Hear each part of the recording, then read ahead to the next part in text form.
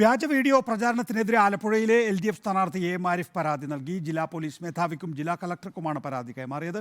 കോൺഗ്രസും BJPയും മത്സരിച്ച് വ്യാജ പ്രചരണം നടത്തുകയാണെന്നും ശബരിമലയെക്കുറിച്ചുള്ള പ്രസംഗം എഡിറ്റ് ചെയ്ത് പ്രചരിപ്പിക്കുകയാണെന്നും AM ആരിഫ് ആരോപിച്ചു. കോൺഗ്രസിന്റെ ഔദ്യോഗികമായ അവരുടെ ഇതിൽ നിന്ന് പോർട്ടലിൽ നിന്ന് പോലും സംഗതി പറഞ്ഞുകൊണ്ടിരിക്കുകയാണ്. BJPക്കാരും പ്രചരിപ്പിച്ചുകൊണ്ടിരിക്കുകയാണ്. വാസ്തവത്തിൽ രണ്ടുപേരുടെയും പരാജയ ഭീതിയാണ് അതിൽ നിന്ന് എഴുതിക്കുന്നത്. കാരണം വേറെ എങ്ങോ നടന്ന ഒരു കള്ള വീഡിയോ ആരിഫിനെ ആളുകൾ അടിച്ചോടിച്ചു എന്ന് പറഞ്ഞുള്ള പ്രചരണം നടത്തുക എന്ന് പറഞ്ഞാൽ നെറികെട്ട രാഷ്ട്രീയ പ്രചരണമാണ്. ഞങ്ങളൊന്നും ആരും കാണിക്കുന്നില്ലല്ലോ. ഇത് തൃക്കാക്കരയിൽ ജോസഫിനെ തോപ്പിക്കാൻ വേണ്ടി അന്ന് അശ്ലീല വീഡിയോ പിടിച്ചപ്പോൾ കോൺഗ്രസിന്റെ നേതാവ് അരൂക്കുറ്റിക്കാരനാണ് പ്രതി. അത്തരം നെറികെട്ട പണിയാണ് കോൺഗ്രസ് കാണിച്ചുകൊണ്ടിരിക്കുന്നത്. പരാതി കൊടുത്തു ഒരെണ്ണം കൊടുത്തിട്ടുണ്ട്, അടുത്ത് കൊടുക്കുന്നുണ്ട്.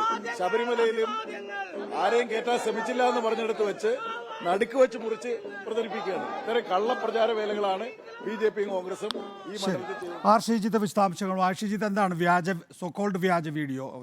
വീഡിയോ എന്ന് AM ആരിഫ് പറയുന്ന വീഡിയോയിൽ എന്താണുള്ളത്?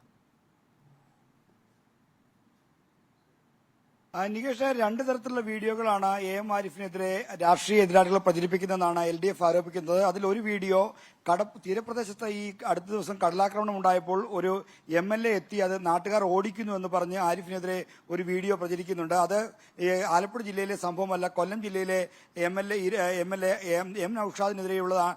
നൌഷാദ് കടപ്പുറത്ത് ചെന്നപ്പോഴുള്ളതാണ് എന്നാണ് പറയപ്പെടുന്നത്. എന്തായാലും ഈ വീഡിയോയാണ് അപകീർത്തികരമായി AM ആരിഫ് ചൂണ്ടിക്കാണിക്കുന്ന ഒന്നാമത്തെ വീഡിയോ. രണ്ടാമത്തേത് ശബരിമലയിലെ സ്ത്രീപ്രവേശനവുമായി ബന്ധപ്പെട്ട് ആരിഫിനെതിരെ നടത്തുന്ന പ്രചാരണമാണ്. ഈ രണ്ട് വീഡിയോകളും മത്സരിച്ച് പ്രചരിപ്പിക്കുന്നത് UDFും NDAയുമാണ് എന്നാണ് ആരിഫിന്റെ ആരോപണം. എന്തായാലും ഇതേപ്പറ്റി പരാതി നൽകിയിട്ടുണ്ട്. പരാതിയിൽ നടപടി ഉണ്ടാകുമെന്ന് എന്നാണ് പ്രതീക്ഷയെന്നും ആരിഫ് പറഞ്ഞു. എന്തായാലും ഈ കാര്യത്തിൽ ആലപ്പുഴയിൽ പരാജയ ഭീതി കൊണ്ടാണ് തനിക്കെതിരെ ഇത്തരത്തിൽ വ്യാജ പ്രചാരണം നടത്തുന്നത് എന്നാണ് ആരിഫ് ആരോപിക്കുന്നത്.